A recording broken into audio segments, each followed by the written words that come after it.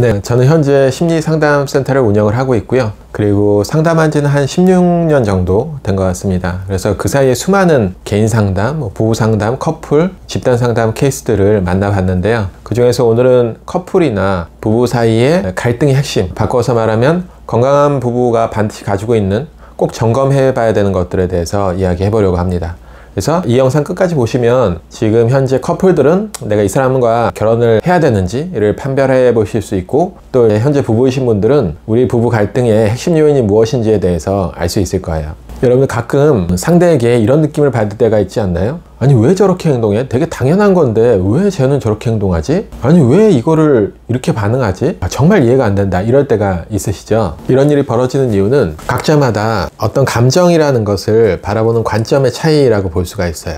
그러니까 이걸 초감정이라고 하는데요, 부부관계나 커플의 모든 문제의 핵심은 감정을 내가 어떻게 느끼는지, 똑같은 상황에서, 그리고 내가 그것을 어떻게 바라보는지, 또 어떻게 표현하는지, 이런 것과 관련된 문제들입니다. 그래서 내가 어떤 감정이 있고 이 감정을 바라보는 감정, 이것을 초감정이라고 하고, 우리는 결혼 전이라면 이걸 반드시 확인해야 되고 결혼 후에도 이걸 체크를 해봐야 돼요. 예를 들어서 어떤 한 남편이 자기의 긍정적인 감정을 표현하는 것은 이건 잘난 체를 하는 것이다, 이런 생각이 있다면 이 긍정적인 감정과 잘난 체를 하는 것이다, 여기에 이제 수치심이 있겠죠. 이 수치심이라는 것 자체가 하나의 초감정이 될 수 있겠고요. 그리고 어떤 여자는 분노를 표현하는 것은 굉장히 위험한 일이다 라고 했을 때 1차적인 감정이 분노라고 하면 이것을 바라보는 초감정이 위험하다라는 것, 두렵다는 감정이 이제 초감정이라고 할 수 있어요. 그래서 상담센터에 오시면 부부 문제에서는 제가 제일 먼저 점검하는 것이 이 초감정과 관련된 거거든요. 그래서 초감정을 이해하기 시작하면서 서로 갈등이 자연스럽게 해결되는 경우가 굉장히 많습니다. 그래서 여러분들이 대표적으로 확인해 봐야 되는 초감정이 두 개가 있는데요, 슬픈 감정과 분노 감정에 대한 초감정을 확인을 해 보시면 돼요. 먼저 이제 분노 감정이라는 것에 대한 초감정이 서로 맞지 않았을 때 어떤 식으로 문제가 벌어질 수 있냐면요, 갈등이 생겼어요. 우리가 이제 부부나 커플에서 갈등은 결코 이제 피할 수 없는 문제죠. 근데 그 갈등이 생겼을 때 서로 그 갈등을 해결하는 방식에서 큰 차이가 벌어지고 이게 이해가 안 됐을 때는 큰 싸움으로 번질 수가 있습니다.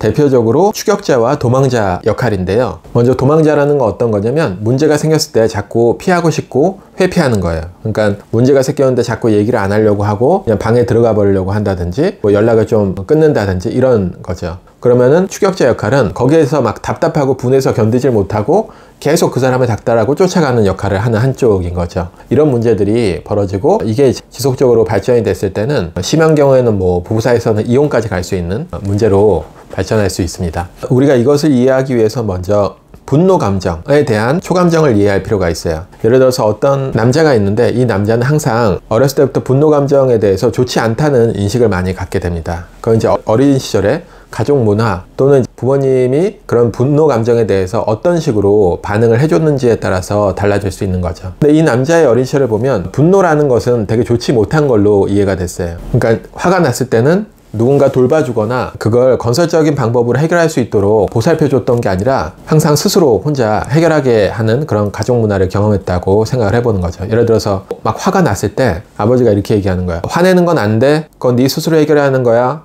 하면서 혼자 네 방에 들어가 있어, 이런 식으로 반응을 해줬다든지, 또는 분노 감정을 누군가에게 표현한다는 것은 너의 공격성을 누군가에게 드러내는 거야, 누군가를 공격하는 거야, 또는 감정을 그냥 그 사람에게 토해내는 거야, 이런 식으로 반응을 해줬다면 이 남자는 이제 분노 감정에 대해서 되게 위험한, 안 좋은 것으로 이해를 할 수가 있겠죠. 그리고 이제 오히려 반대는 어떤 거냐면 반대가 있을 수가 있는데, 그거는 이제 이 남자가 분노 감정을 표현했을 때 부모님이 훨씬 더 크게 반응을 하는 거예요. 그러니까 내가 좀 불만을 얘기하는 거죠. 엄마 아빠 이것 때문에 좀 화가 나요. 그러면은 더 난리가 나는 거야. 아니 네가 뭔데 그런 거 가지고 짜증을 내고 그래. 엄마가 뭘 못해줬다고 자꾸 그런 식으로 해. 이런 식으로 나온다든지, 엄마한테 어디 대들어 하면서 아버지가 막 혼을 냈다든지, 더 분노가 폭발한다든지, 이런 경험을 하는 사람들은 분노라는 것이 굉장히 위험하게 느껴지는 거죠. 그렇기 때문에 이제 와이프나 또는 이제 연인 관계에서 그런 일이 벌어졌을 때 자꾸 회피하고 도망가게 되는 겁니다. 그러니까 이 사람의 분노에 대한 초감정은 두려움이겠죠.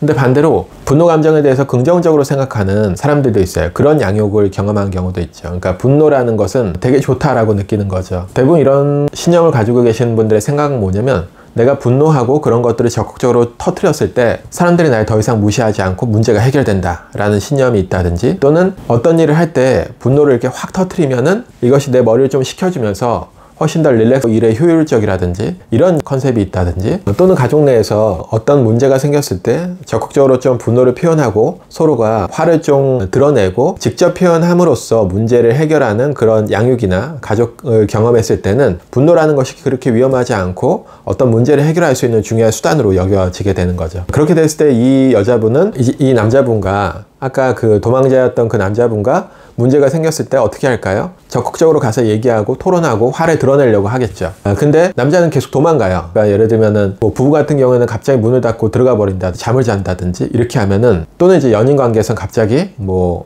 딴소리를 한다든지, 또는 이제 자꾸 그 말을 회피한다든지, 또는 카톡을 일십을 한다든지 이래버리면은 이 여자분은 이제 너무 답답한 거죠. 그래서 추격자의 역할을 하게 됩니다. 그래서 끊임없이 계속 다가가서 말을 걸고 하는데도 반응이 없으니까 너무 화가 치밀어 올라서 견딜 수가 없다든지, 또는 심한 경우에는 이 사람이 나를 무시하는구나 이런 식의 생각이 들게 되면은 파국으로 갈 수가 있겠죠.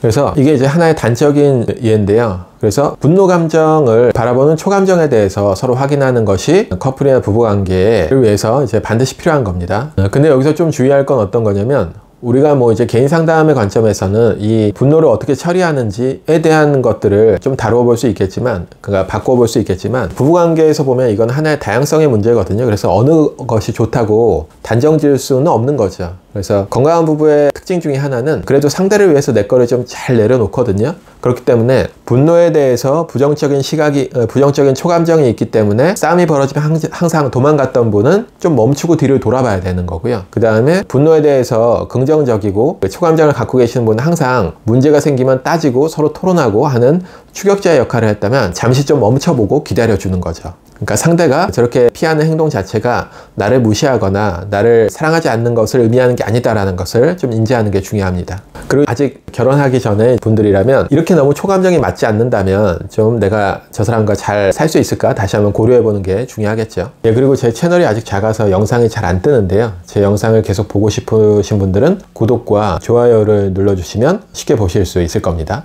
그리고 이제 다음으로 중요한 감정은 슬픔에 대한 초감정인데요. 이 슬픔이라는 것을 나는 어떻게 느끼고 있는지, 상대는 그리고 또 이것을 어떻게 느끼고 있는지를 확인하는 것이 무엇보다 중요합니다. 예를 들면 어떤 문제가 생길 수 있을까요? 슬픔에 대해서 이런 가정을 생각해 보는 거죠. 어린 시절에 엄마가 이제 우울증이 심하셔서 그 자해도 있으셨고 자살 사고까지 있었던 어느 가정에서 자란 어떤 남편이 있습니다. 남자가 있는데 이 사람이 이제 나중에 결혼을 했어요. 그럼 이 사람에게는 항상 그 슬픔이라는 것은 굉장히 좋지 않은 느낌이 있겠죠. 근데 그 와이프가 어느 날 깊은 슬픔에 빠졌을 때 어떤 반응이 나오냐면 좀 좋지 않게 보거나 이제 무시하게 되겠죠. 또 바꿔서 말하면은 엄마의 그런 슬픔에 대해서 지겨움도 있을 거고, 그리고 또 엄마 정도의 강도가 아니기 때문에 무시하기도 할 겁니다. 그럼 이 와이프는 남편에게 보살핌을 받지 못하고 끊임없는 외로움과 공허함 속에서 부부 생활을 이어갈 수밖에 없고, 이런 것들이 지속되면 큰 싸움으로 번질 수 있겠죠. 왜냐면은 와이프 입장에서는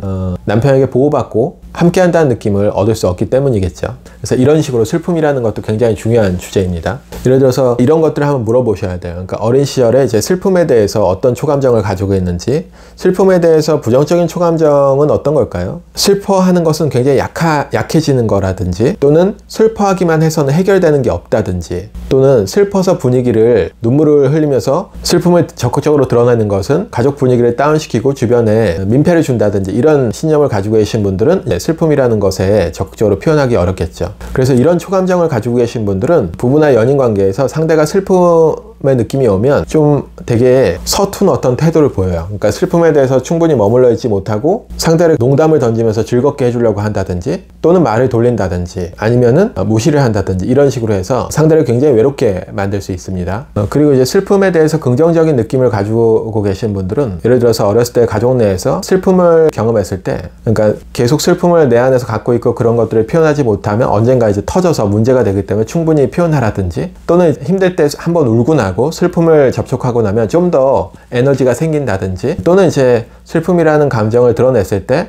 거기에 대해서 적극적으로 보호받고 보살핌을 받았던 어떤 양육을 경험한 분은 슬픔에 대한 초감정이 굉장히 좋겠죠. 그렇기 때문에 어떤 슬픔이 왔을 때 배우자나 상대에게 그런 것들을 함께 나누고 또 보살피고 보살펴 주려고 하는 노력을 할 거예요. 근데 아까 말씀드린 대로 슬픔에 대한 부정적인 초감정을 갖고 있는 사람을 만나게 되면 그런 것들이 이루어지지 않고 끊임없는 불만족, 결국에는 건강한 부부가 가지고 있는 함께 한다는 느낌과 보호해주고 보호받는다는 느낌을 받지 못하기 때문에 큰 싸움으로 번질 수 있고 심한 경우에는 파국으로 갈 수도 있는 거죠. 관계 속에서 내가 힘들 때 누군가가 나를 케어해주지 못한다는 느낌이 든다면 그것만큼 믿음이 깨지는 건 없겠죠. 반대로 아까 말씀드린 대로 부정적인 초감정을 갖고 있는 분들은 보통 상대가 슬픈 감정을 느끼게 되면은 굉장히 당황하고, 그리고 무언가 해줘야 될 것 같은데 그러지 못해서 굉장히 불안해하고 본인 스스로도 두려운 감정을 느끼는 경우가 많이 있습니다. 그렇기 때문에 이게 잘 안 맞을 수 있는 거죠. 예전에 어떤 사례가 떠오르는데요. 상담 중에 자녀 문제로 오셨었는데 남편이랑 와이프랑 막 어떤 얘기를 했었어요.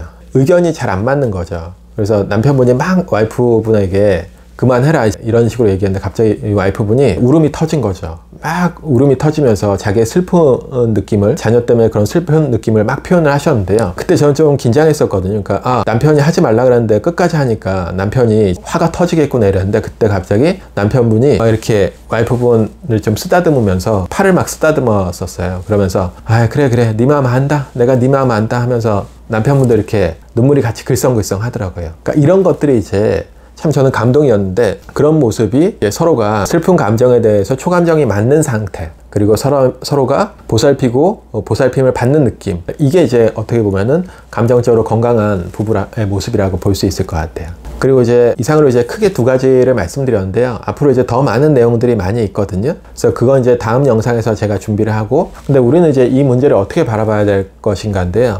이 초감정에 대한 문제는 사실은 어떻게 바라봐야 되냐면 영속적인 문제예요. 바꿔서 말하면 잘 바뀌지 않는 문제라는 겁니다. 그렇기 때문에 아직 결혼을 준비 중인 커플들은 상대를 결혼할 만한 사람인지 좀 체크하고 계시는 분들은 이게 좀 잘 맞지 않는다면 결혼에 대해서 다시 한번 좀 진지하게 생각을 해볼 필요가 있어요. 그리고 이미 이제 결혼을 하신 분들은 이 초감정의 문제를 알아차리는 것만으로도 저 사람이 왜 저렇게 행동하는지 충분히 이해가 되실 거고요. 그리고 이건 쉽게 바뀌지 않기 때문에 이 문제가 계속 반복된다면 필요하면 상담센터를 좀 방문해서 전문가의 도움을 받아보시는 게 좋을 것 같습니다. 네, 이상으로 마무리하고요. 앞으로도 많은 영상으로 찾아뵐 테니까 관심 가져주시면 감사하겠습니다. 마무리하겠습니다.